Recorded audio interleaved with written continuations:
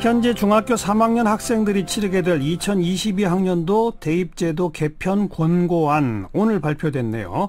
대통령 직속 국가교육회의에서 이 석 달 동안의 공론화 과정을 거쳐서 오늘 교육부에 내놓은 권고안인데 사실상 별로 달라진 게 없다. 현행 유지 아니냐 이런 비판이 나오면서 시간 낭비 아니냐라는 얘기까지 나옵니다. 자, 사교육 걱정 없는 세상에 구본창 정책국장을 연결합니다. 안녕하세요. 예, 안녕하십니까. 오늘 발표된 거 보니까 정시 비율은 좀 확대하라. 그런데 어디까지 이런 얘기는 없죠. 그죠? 네, 맞습니다. 그다음 수능 절대평가도 기존 틀을 거의 유지 맞죠? 네, 맞습니다. 수능 최저학력 기준을 활용할지는 대학 알아서 해라. 그렇죠? 네, 맞습니다. 어떻게 평가하세요? 일단은 이제 뭐 거의 그 변화가 없는 것인 안을 공고안을 도출한 것인데 네. 이 대입 개편 논의 자체가 일정한 교육계획의 흐름을 가지고 목표와 방향을 가지고 논의되었던 것인데 예. 이런 것에 빗대어 볼 때 대입 개편 논의를 왜 했는가 예. 이런 말이 나올 정도로 예. 좀 안타깝습니다.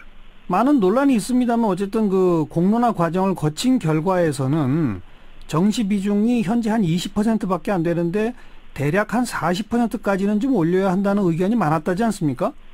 일단 이제 그 1안과 2안이 둘 다 이 공론화의 과정이라는 것이 좀 압도적 지지안이 나왔을 때 합의를 거칠 수가 있게 됩니다. 예. 지금 뭐 1안도 52% 정도, 2안도 48% 정도의 의견이 나왔기 때문에 그 1안이라고 하는 게 정시 비중 확대고요. 확대안은 아닌데요. 2안이 절대평가 전과목을 하는 그렇죠. 안으로 볼 수가 있습니다. 근데 예. 이 두 안 모두 좀 아직 그 어떤 압도적인 지지를 받은 안이 없기 때문에 이런 경우에는 원점에서 재검토를 한다든지 아니면 당초에 국가가 정책 목표를 갖고 있었던 방향과 목표에 맞게 정책 결정을 해야 되는 상황인데 지금 결정된 그 시민참여단의 결론과 달리 어떠한 특별한 의견이 나왔다라고 좀 해석하는 입장이 있어 보이거든요. 그래서 이런 부분들이 좀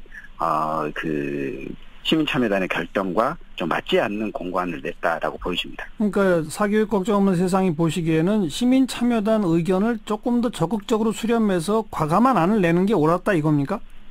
아니, 그것보다도 일단 시민참여단의 그 의견들을 보면 그 정시 확대의 의견들도 어느 정도 보여졌지만 또 미래지향적 대입제도를 위해서 절대평가를 도입해야 된다는 의견도 보여준 것이 사실입니다. 그렇죠. 그런 지지들이 그 압도적 지지가 있어야지 어떤 합의를 거쳤다라고 볼 수가 있는데 이를테면 3분의 2 이상의 의견이 나왔다든지 이래야 되는데 과반 이상의 결론 가지고는 어떤 결과 도출을 얻었다라고 보기에 어렵고 또 애초에 그 공론화위원회가 발표했듯이 1안과 2안이 오차범위 내에 있어서 어떤 것이 유의미한 의견이다라고 보기 어렵다라고 이미 얘기를 한 바가 있습니다. 그런데 그렇게 얘기를 해놓고도 공론화위원회 김영란 위원장 같은 경우에는 좀 언론과의 인터뷰에서 상대평가로 수능은 가고 또 정시 비중은 한 40%가량 확대해야 된다라는 이런 의견들을 냈기 때문에 결과 해석에 좀 왜곡이 있었다라고 보는 것입니다. 네. 그러면 우선 구본창 국장은 어떻게 생각하세요? 이렇게 시민참여단 통해 공론화 과정을 한 3개월 거친 게 옳았습니까? 시간 낭비였습니까?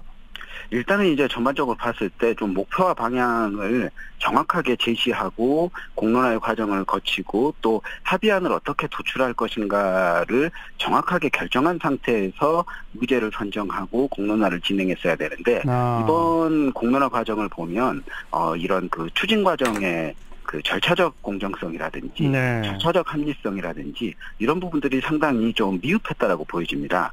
합당한 의견이 나오기 위해서는 공론화위원회가 공론화 과정을 진행할 때 중립적인 정보를 또 균형 있는 정보를 제공하고 또 공정하고 또 시민들과의 합의를 거쳐서 진행을 했어야 되는데 이런 부분 이번 공론화 과정에서는 좀 그런 부분들이 참 잘 지켜지지 않는 부분들이 하나하나 보여서 또 문제가 예컨대 그 미래지향적 대입제도를 그 만들어야 된다라는 사회적 요구가 분명히 있어야 함에도 불구하고 그 수기 과정에서 미래지향적 대입제도를 만들어야 되는 발표문들이 생략되었다든지 또 학생들의 인터뷰 영상이 원래는 마련되어 있었는데 이런 교실을 만들어주세요라는 학생들의 인터뷰 영상이 만들어져 있었는데 그 특정 안을 주장하는 의견들에 의해서 그 방영이 제대로 되지 않았다라든지 이런 부분들에 있어서 좀 공정하지 못한 부분들이 있었다라고 보여집니다. 그럼 사교육 걱정 없는 세상이 생각하는 바람직한 대입제도 개편안은 어느 방향입니까?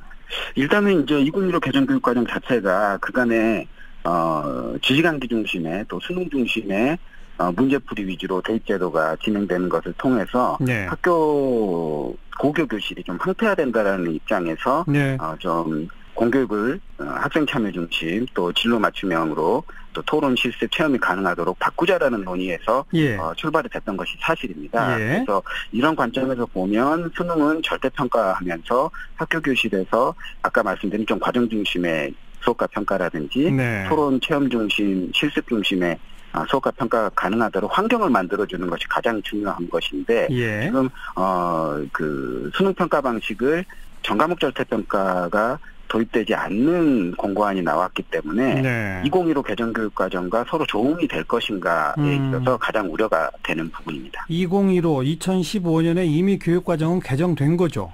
교육과정 개정됐고 현행 고등학교 1학년에 도입이 되어 있는 상황이거든요. 그런 방식으로 교육을 받고 있는 거죠? 네네, 맞습니다. 그런데 대입제도는 그거랑 어울리지 않는 방향으로 간 거 그렇죠. 아니냐? 네, 그런데 이제 수능이 상대평가 과목이 남아있고 또 대입 시에서 정시가 어느 정도 확대되고 수시에서도 수능 최저학력 기준이 활용됨으로써 이런 양상으로 된다라면 지금 1학년 수업을 받고 있는 학생들도 굉장히 혼란스럽게 될 것이거든요. 지금 네. 하고 있는 수업과 방향과 달리 이렇게 수능 준비를 더 지식 암기 중심의 또 유형화된 수능 문제 풀이를 더 해야 되는 것이 아닌가. 알겠습니다.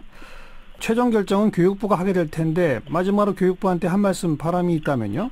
일단은 장관께서도 여러 차례 발언으로 수능 절대평가와 또 고교교육 정상화 또 미래지향적 대입제도를 설계하겠다라는 말씀 여러 차례 하셨고 문재인 정부의 교육 공약이기도 하고 국정과제이기도 합니다. 그래서 국민과의 약속을 지킨다라는 방점을 찍고 이번 공고안이 나왔지만 교육부가 최종 확정안을 지을 때는 수능 절대평가라든지 또 고교 교실을 정상화할 수 있는 방향으로 확정안을 내주기를 부탁드리고 싶습니다. 알겠습니다. 여기까지 듣죠. 고맙습니다. 네, 감사합니다. 사교육 걱정 없는 세상 구본창 정책국장의 의견 들었습니다.